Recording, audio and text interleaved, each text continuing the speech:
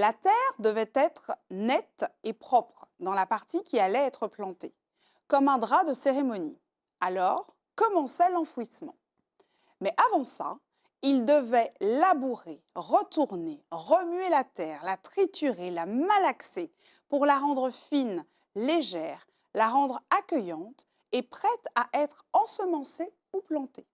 Il vérifiait aussi l'état des rames, des tuteurs, les renouvelait lorsque nécessaire et souvent allait en chercher dans les bois alentours.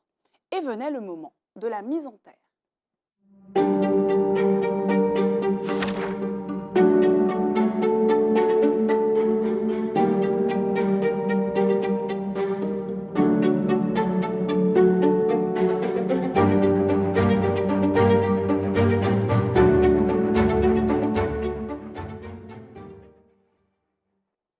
Bonsoir les Itata, ravi de vous retrouver dans votre émission littéraire. Ce soir, j'ai le plaisir et l'honneur de recevoir quelqu'un qui va nous aider à remonter le temps, qui va nous faire partager ses souvenirs et on va le faire avec plaisir. On va remonter jusqu'à, vous savez où? En temps Robert. Est-ce que vous connaissez ça? Eh bien, on va voir si vous êtes à jour un petit peu dans l'histoire de cette période qui a marqué l'histoire de l'île. Bonsoir Rosa Mongin. Bonsoir, Lauriane. Merci d'être avec nous sur le plateau de Gré des Pages. Eh ben, merci de me recevoir. Je suis très content d'être là avec vous ce soir. C'est avec grand plaisir. Vous signez Il était une fois la vie au morne Baldara aux éditions d'Enel, qui n'est pas un roman à proprement parler, mais plus un récit de votre vie comme elle s'est réellement passée. euh, qui nous entraîne à travers vos souvenirs de jeunesse, à travers la vie de l'époque, puisque nous sommes dans les années 40. Qu'est-ce qui vous a donné envie de remonter le temps et de nous entraîner avec vous dans vos souvenirs? Eh bien, déjà, c'est l'envie de parler de mes parents, de mon père, je trouve que mon père était un être formidable et je crois qu'il fallait quand même parler de lui parce que pour les gens, c'était un petit paysan, un pauvre petit paysan qui, que l'on voyait sur son mulet. Quelquefois, ils étaient aussi fatigués l'un que l'autre. Mais pour moi, c'était un être formidable. Et, et j'étais fier de lui. Et puis, je voulais parler aussi de ma mère, que je n'ai pas connue, qui est morte. En fait, je l'ai connue très peu, puisqu'elle est morte alors que j'avais 2 ans. Et comme dans mon récit, je le dis, elle est morte alors qu'elle m'apprenait à dire maman. Et elle m'aurait sûrement appris à pouvoir dire non quand il fallait. Et ça, je ne l'ai pas su. Donc, je le regrette beaucoup. Mais voilà, c'est un petit peu ce que je voulais. C'est ce qui m'a donné l'envie. Et puis, c'est vrai que j'ai eu des amis dans le temps, quand nous étions à l'école. J'avais particulièrement 2 amis qui s'appelaient Marie-Victoire Cécina, je l'appelais Madi. C'était une copine que j'aimais beaucoup. Et comme je faisais de temps en temps des petites phrases, je lui envoyais des petits mots doux, elle me disait, mais si tu parles comme ça, pourquoi tu n'écris pas un livre? Et puis j'avais un autre ami qui s'appelait Roger Lagier. Madi, malheureusement, est morte il n'y a pas longtemps, mais Roger est encore là. Et Roger m'a toujours dit que j'avais la possibilité de parler, peut-être d'écrire, donc il me fallait écrire un livre pour raconter un petit peu notre vie d'enfance. Et donc c'est Roger qui m'a un petit peu incité, qui m'a encouragé à le faire. Et je pense que quand il a vu sortir le livre, il était aussi fier que moi. Allez-y, oui. Et puis il y a également quelqu'un qui m'a aidé pour l'édition du livre. Il s'agit de Françoise Naïradou. J'avais écrit quelques pages sur un cahier, je lui avais fait lire. Elle m'avait dit que ça valait le coup d'être édité. Elle avait insisté pour que je le fasse. Et c'est elle qui m'a présenté à l'éditeur d'Enel. Et c'est elle donc qui a fait les premiers pas pour que ce livre soit édité. Alors, beaucoup de petits ou de grands même artisans, du coup, qui ont contribué à ce que nous puissions aujourd'hui découvrir votre récit. Vous avez une belle plume depuis votre plus jeune âge, c'est ça? Oui, c'est-à-dire que, bon, quand j'étais petit, on disait dans le temps, il contrôlait. Vous savez, Mhm, quand on aimait bien oui. parler, il contrôlait. Et Mhm. pourtant, j'étais très timide, hein. J'étais un enfant très timide qui n'osait pas parler devant les grandes personnes. Mais quand nous étions entre amis à l'école ou bien entre amis à la campagne, quand nous échangions des propos, c'est vrai que j'avais la langue assez bien pendue. Oh, très bien. Et vous avez écrit ce récit avec Charles-Henri Fac, qui est votre co-auteur, et qui vous a aidé à le mettre en forme, etc. Comment s'est passée la rencontre et comment vous avez décidé de collaborer sur ce projet-là? Oui, effectivement. Alors, quand j'ai eu M. Denel, il m'a dit que c'était bien, mais que pour mettre en forme, pour organiser ce livre, il me fallait quand même prendre contact avec quelqu'un qui avait une certaine expérience. Et comme Charles-Henri, c'était un ami commun avec Aton Masse et moi, donc je me suis adressé à lui. Et c'est vrai qu'il s'est mis à ma disposition et pendant quelque temps, on se voyait tous les jeudis. Il montait à la campagne, justement, sur place, et il relisait ce que j'avais écrit et il me disait, bon, je pense que tel passage devrait se situer à tel niveau, je pense que tu as mis ça là, mais il faudrait le mettre avant ou après. Donc, il m'a beaucoup aidé Mhm. pour l'agencement et puis la préparation du livre. Et du coup, comment était la vie au Morne Baldara, donc au Saint-Esprit, nous sommes au Saint-Esprit. Euh, on sent dans votre récit, on revit en fait, on est plongé dans vos souvenirs et dans la vie de l'époque. Et on a du mal, en 2025, quand on lit vos mots, quand on lit la description que vous faites des choses, à se dire waouh, mais c'était vraiment comme ça. Qu'est-ce qui était le plus marquant? Qu'est-ce qui était le plus symbolique en quelque sorte de votre vie à cette époque?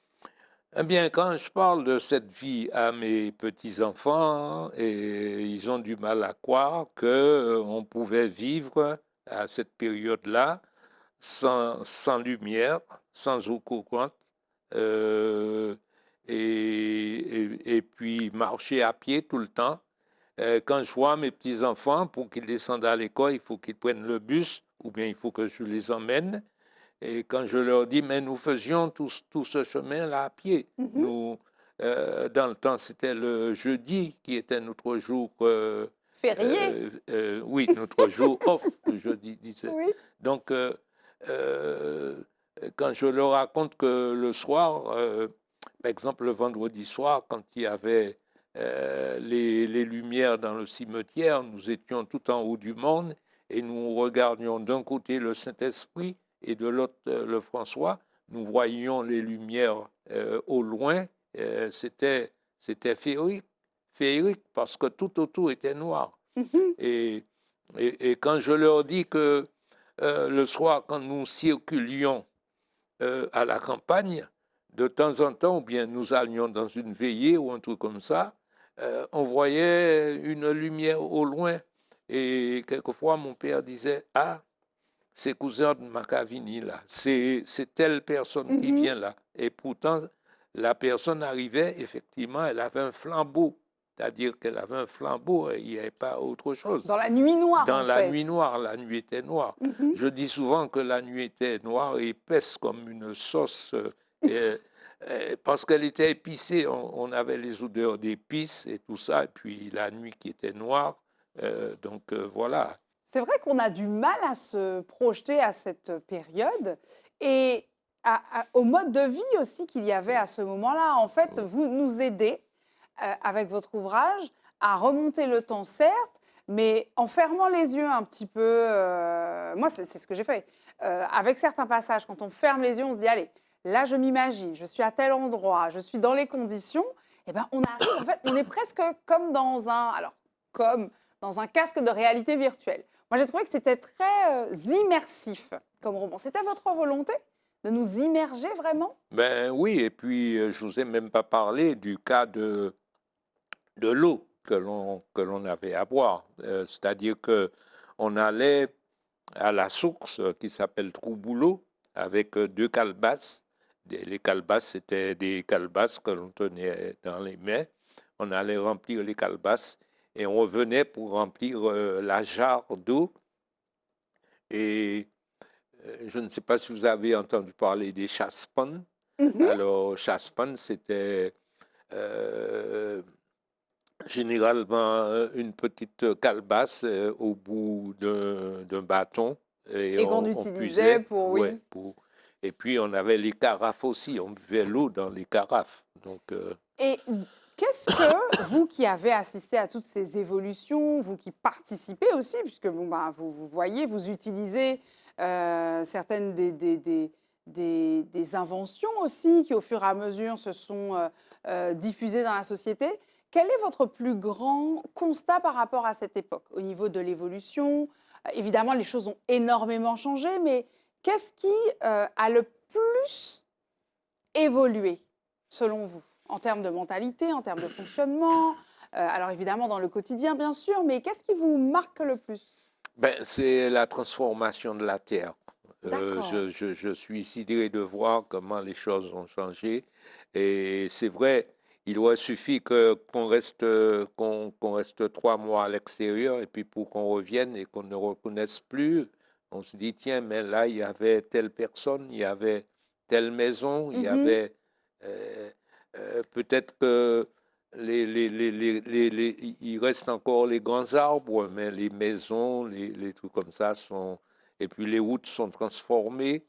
Euh, voilà, et puis dernièrement, je parlais avec un ami, il me disait, mais il n'y a plus d'enfants dans le quartier, on ne voit plus d'enfants. ah Et, oui, c'est vrai ça. et là je me dis, mais c'est vrai, dans le temps, euh, quand j'étais sous la véranda, je voyais des enfants qui passaient sur la route, je voyais des Mhm, gens qui passaient à pied. On ne voit plus personne c'est passer à vrai, pied. c'est vrai, c'est vrai. On entend les voitures, les motos, on ne voit plus les mulets.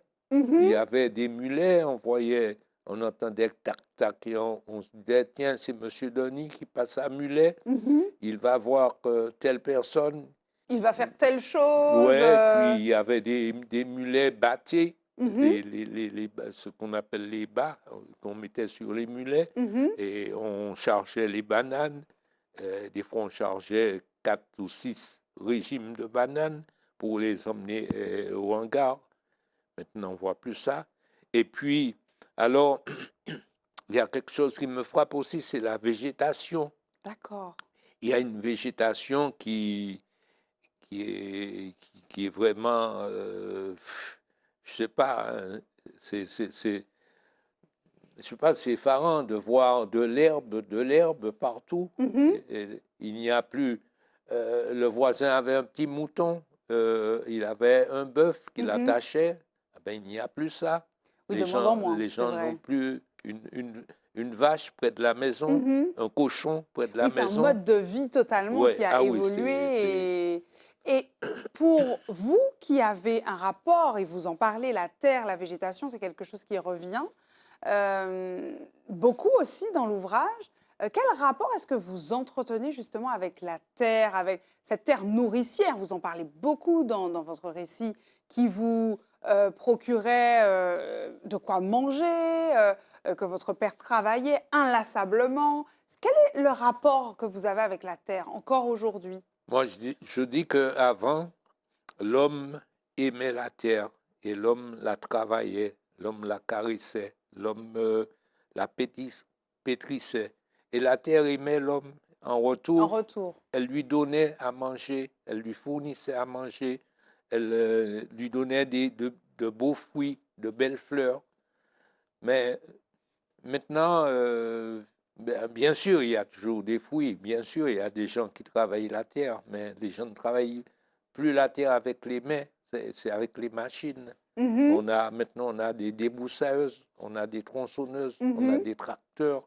C'est plus pareil. mhm. Euh, Dernièrement, il y a un ami qui me disait, mais les fouilles n'ont pas le même goût qu'avant.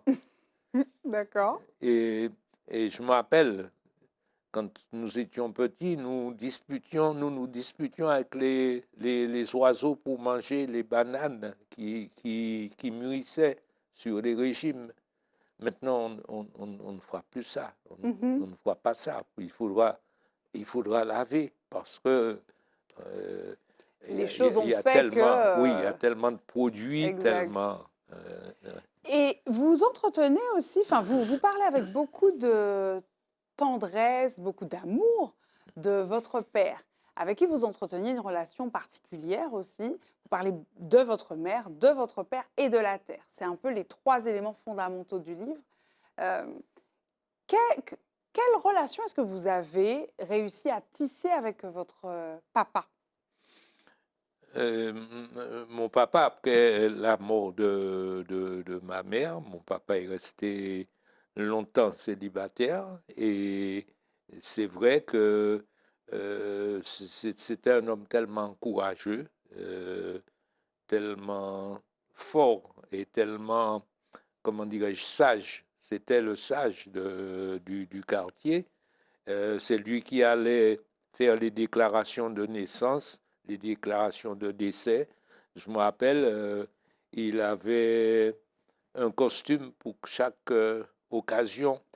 Quand il mettait son costume kaki avec son petit chapeau beige, on savait qu'il allait pendant la semaine pour faire une déclaration.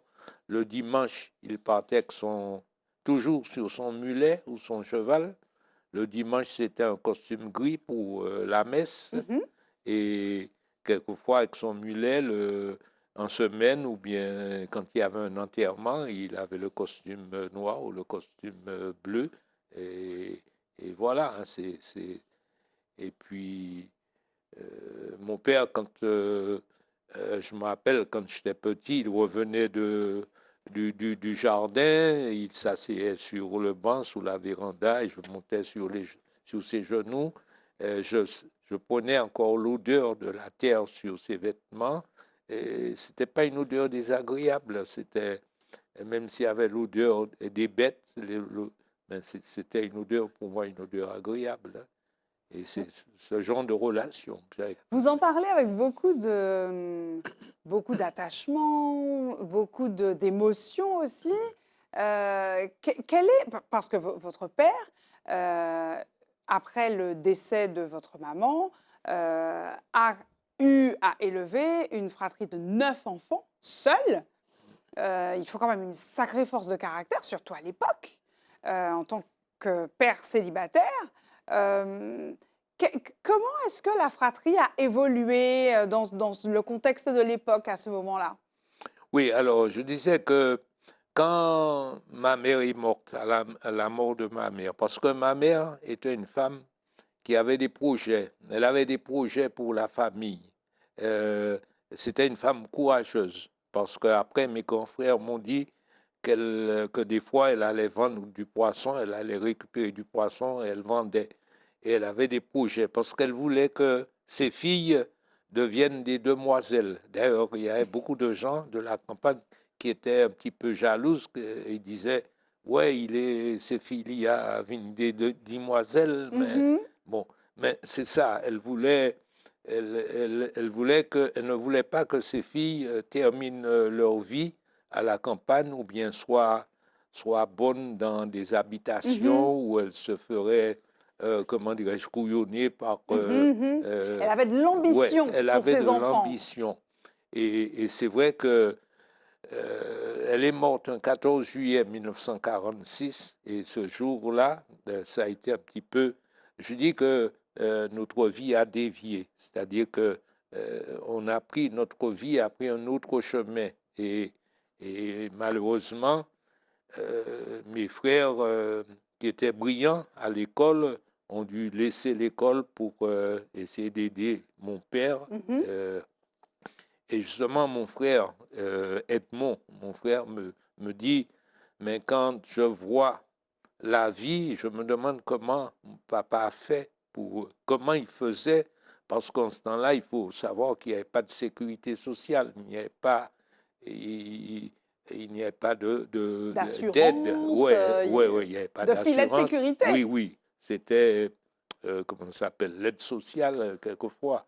Et c'était très, très parcimonieux, on ne pouvait Mhm. pas l'avoir. Et donc, c'était le travail. Mon père a fait beaucoup de métiers. Il a été boucher, cultivateur. euh, il s'est débrouillé pour vendre des bêtes, pour acheter des bêtes. Des fois, il partait avec un mulet pour aller acheter une bête. Il revenait à pied parce qu'entre-temps, il avait vendu le mulet sur lequel il était. Et il revenait avec la selle sur le dos. Mhm. Donc, voilà. Ça, c'est vraiment une vie typique Ouais. de la campagne martiniquaise et de l'époque, Ah oui. de cette époque-là, en Ah oui. Martinique aussi. Ah oui. Merci vraiment pour ce récit, parce que c'est vrai qu'on entend souvent nos aïeux parler de cette époque-là, sans jamais vraiment réussir à... alors, se l'imaginer, oui, mais ce n'est jamais très concret. Là, c'est vrai que d'avoir des mots sur cette période-là, ça nous aide aussi, nous, les plus jeunes, à se projeter et à s'imaginer encore plus ce que ça a pu être. Ce que je vous propose là, c'est qu'on s'arrête un petit moment dans notre discussion et qu'on passe à la rubrique tac au tac.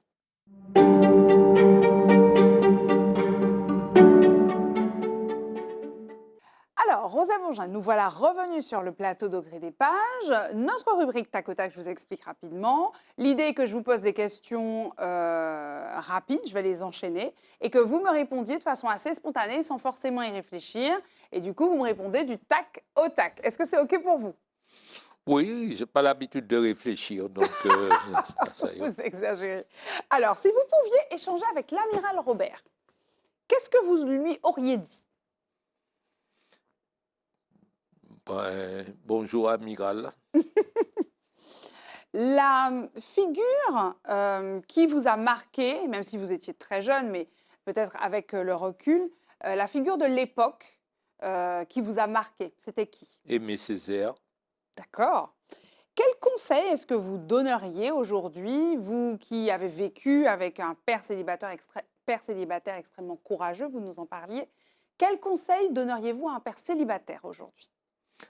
Ben, d'être courageux, puis d'aimer ses enfants et de leur donner de l'ambition. Et voilà.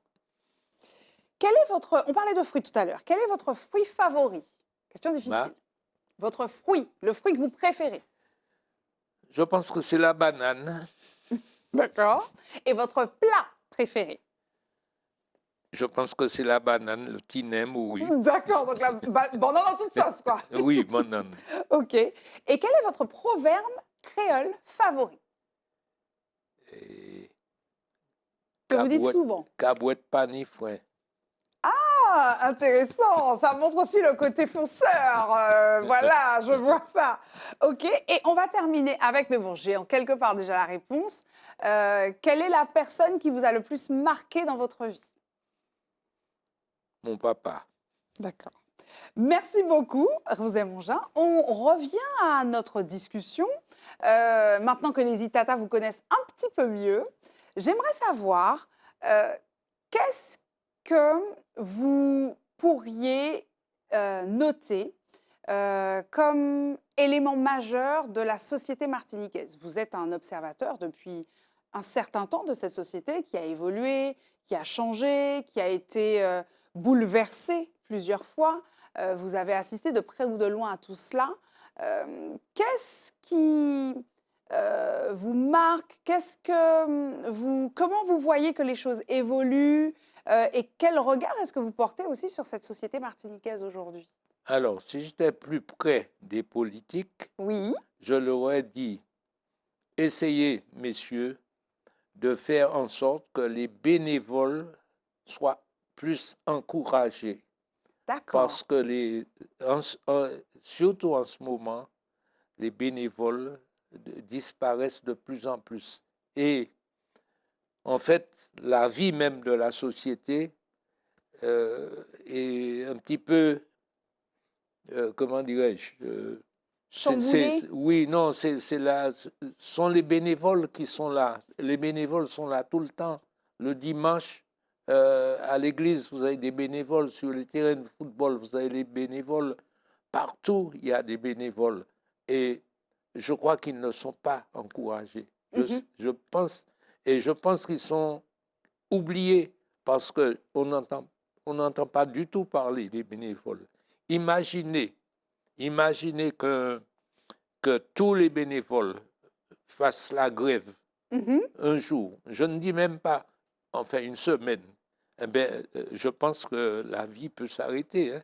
Beaucoup d'activités, en effet, Oui, s'arrêteraient. Il est oui, vrai. je crois, après, vous dites beaucoup, mais moi je dirais presque tout. Hein. Presque tout. Ah oui, parce que Donc, c'est votre volonté d'encourager les bénévoles. d'encourager, de dire au gouvernement, aux gouvernants de prendre conscience que les bénévoles existent et qu'il faudrait faire quelque chose pour les encourager, pour qu'ils continuent à être là, parce que ça va être de plus en plus difficile de trouver des bénévoles. Parce que ne serait-ce que pour encadrer l'encadrement des enfants, les enfants, l'encadrement, ça devient de plus en plus difficile parce que les enfants sont de plus en plus exigeants et les parents aussi. Donc, il faut que les bénévoles aient un petit peu plus de temps et puis, c'est vrai, être encouragés. Eh bien, écoutez, ce sera le mot de la fin. Merci beaucoup, Rosa Mongin, d'être passée nous voir sur le plateau d'Au gré des pages. Et je vous souhaite à vous et à votre récit, Il était une fois la vie au morne Baldara, bon vent. Eh bien, merci de m'avoir reçu et puis je vous souhaite également à Zitata bon vent. Merci beaucoup. Merci aussi à vous, les Itata, de nous avoir suivis. On se retrouve très bientôt pour de nouvelles aventures littéraires.